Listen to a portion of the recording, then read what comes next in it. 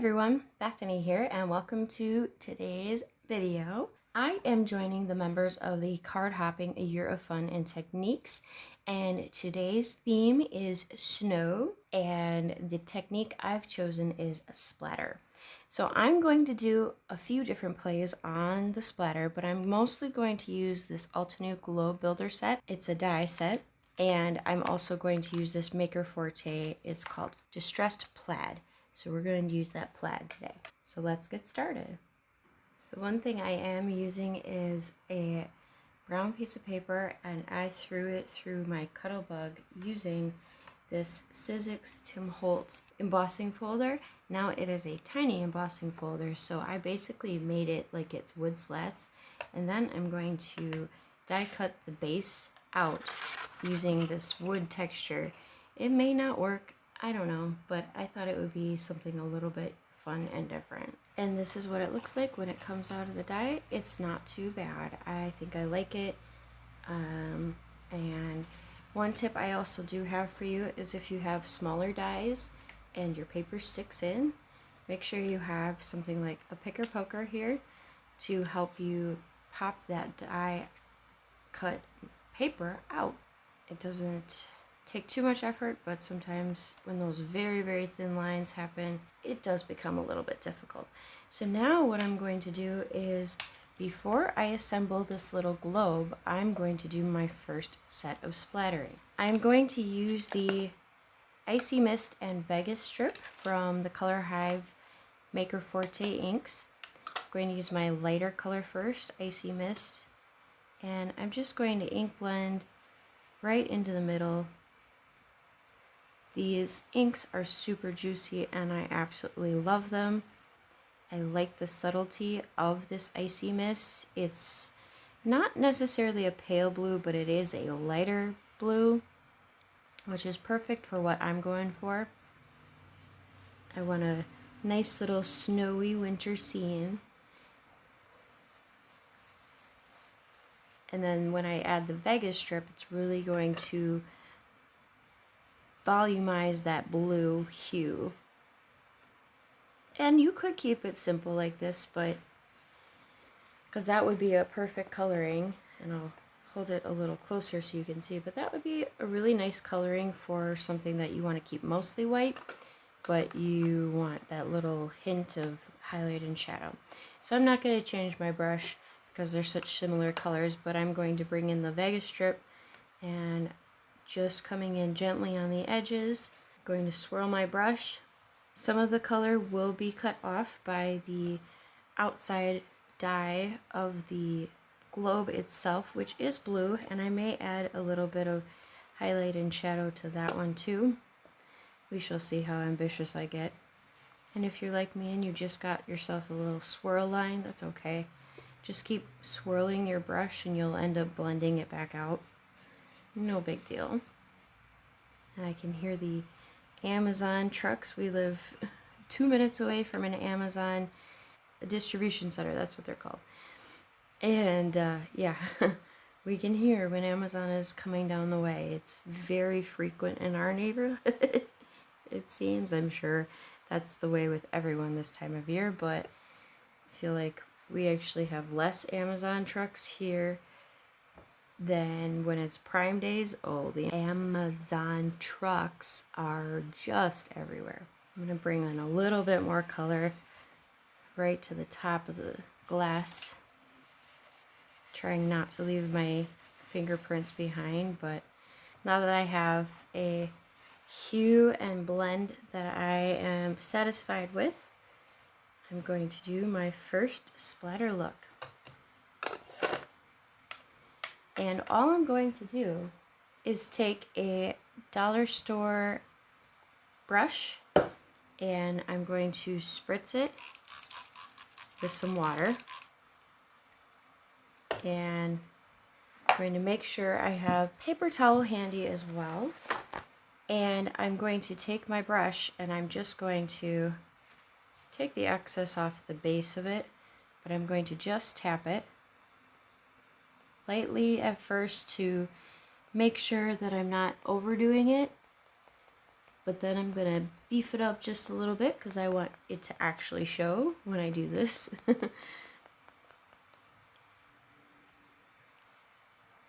And I'm mostly concentrating on the top.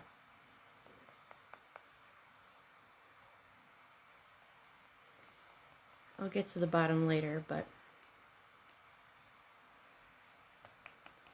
And once I feel I have enough, I'm going to take my paper towel and I'm going to soak up the excess water. And now you can see how there's little bits of snow that are happening on the actual globe of the snow globe itself. This is one of those things, in person it's so much more beefy, but that's okay. Now I'm going to use whatever's left on here and just, this is going to be my snow. I'm just going to add a little bit of shadow and color to it. But since this is supposed to be the snow on the ground, I'm not super concerned about adding snowdrops or anything like that. So that will go on the bottom.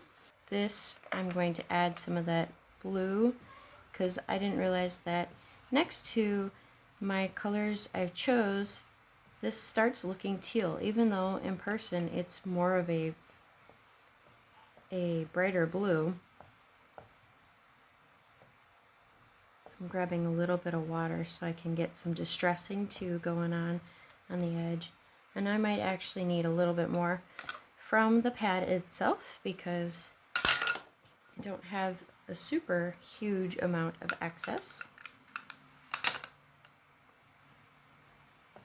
And I'm just lightly brushing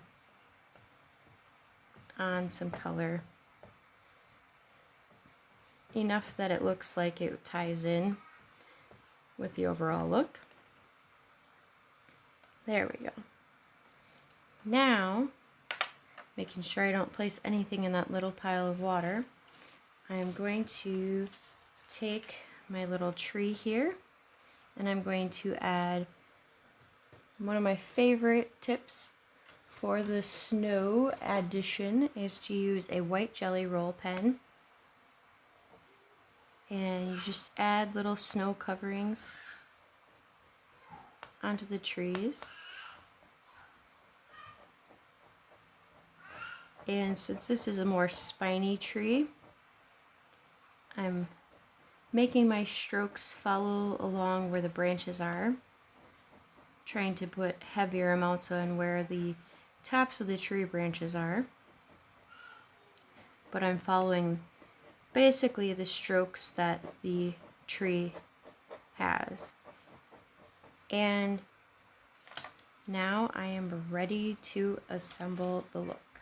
So using my Barely Arts glue, I'm going to assemble my globe, and I want to put the snow down first, and then using my glitter cardstock tree, I'm going to tuck maybe one branch behind. There we go. Actually, no, it reads better not. It actually looks really nice that way. Now, I have this little set of metallic markers that I got on a Black Friday sale, I believe, from Shuttle Art on Amazon last year. And they're water-based pens. And I'm just going to add a subtle hint of a trunk right there. It's not much, but sometimes with designs like these, it's the little details that count. Now I am going to put my outer thing on. I don't know what to call this, an outer shell maybe? And this die set is great for creating shaker cards. That was my first instinct, but then I decided, no, I'm gonna create something that's a little less three-dimensional first. Eventually, with more time, shaker cards will be amazing on this set. Alright, and then the last part is to add the little base, and that will go on when I assemble it onto the card. The one thing I do want to add is some Slippery When Wet lunar paste to the base of this globe. I'm just dabbing a little bit on my finger, and I am just going to lightly hit the tops of those little wood grain. It just adds some pizzazz and shine and dimension to an already cute looking piece of wood here. And this will dry fairly quickly, so I'm going to pause my video and clean up my mess because I don't need this lunar paste sticking around for the rest of the video. And I almost forgot one super important thing, which is the little bow. The lunar paste has dried already. It hasn't even been 2 minutes. That's literally how fast lunar paste dries if you do a very thin coat. If you do a thicker coat, it may take longer. Now, one thing I forgot to add was that, and now I am ready to do the background.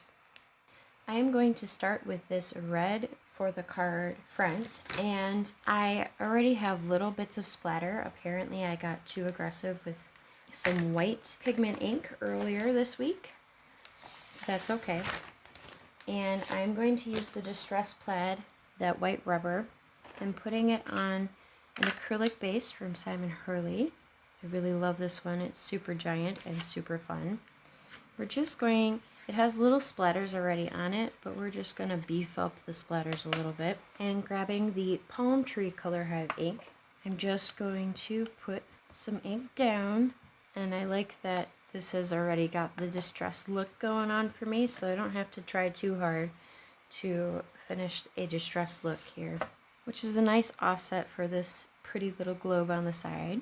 And I'm going to angle it just a hair, nothing too crazy, and then taking the edges of it. It's nice when you have stamps like this with splatters. It adds a different version of how you can do ink splatters. It's kind of nice. And since most of that plaid will be covered up by the globe itself, I'm just adding little hints of the plaid, whatever's left, still inked up on my pad here. And I'm just going to keep inking until I feel I have no more ink left on the pad itself, or on the stamp itself. There you go. And I am grabbing a green glitter cardstock. You'll notice that my red is just a hair too large. So I'm going to cut it down. And I cut down 1/4 inch on each side so that you can see that fun glitter cardstock through. And now I'm just going to go ahead and glue the base and the card front together, or my backdrop, so to speak, for my cute little snowy globe scene.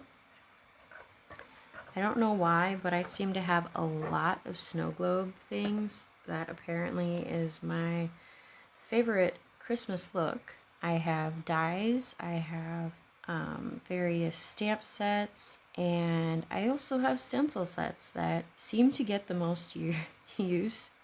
So one thing is, I use these Michaels card bases, and it is definitely okay this time of year to use them, especially when you are making a lot of cards in bulk all the time. You gotta give yourself a break somewhere. So I say if it's a card base that you're giving yourself a break on, that's totally fine. But look at how cute that is. And yes, you don't see a lot of the plaid, but that's okay. I figured as much. It's one of those, it's the thought that counts, maybe? I don't know. But it's the splatter that counts, so I am absolutely in love with this look. I am going to go ahead and put it under an acrylic base to let it dry. And here is the final result. I hope you love it. I think it's stunning in person. It's subtle splatters, but it's also snow fun. Yes, I used a pun there. Anyways, I hope you all have a wonderful day, and I will have the link to the next person in the hop down in the description below. I also have links for my crafty shop. We have some amazing last minute gifts or birthday gifts, whatever you are celebrating. We can help you find a custom unique item for your person that you love and want to spoil this time of year. I also have a giveaway. The link is also down below. Make sure you check that giveaway out.